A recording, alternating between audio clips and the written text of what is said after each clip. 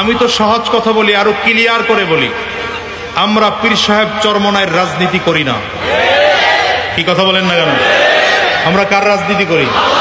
আল্লাহর দেওয়া বিধানের রাজনীতি করি, নবী আলাইহিস সালাতু ওয়াস সালামের দেখানো রাজনীতি করি।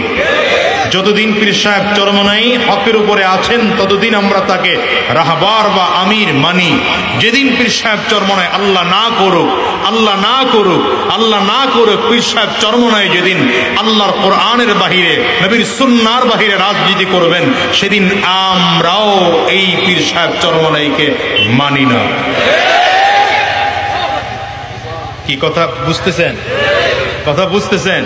কিন্তু হেরা চুরি করলেও আমার নেতা, ডাকাতি করলেও আমার নেতা, খুন করলেও আমার নেতা, ছিনতাই করলেও আমার নেতা, ইট দিয়া পাথর দিয়া প্রতিপক্ষকে জমিন থেকে বিদায় করলেও আমার নেতা।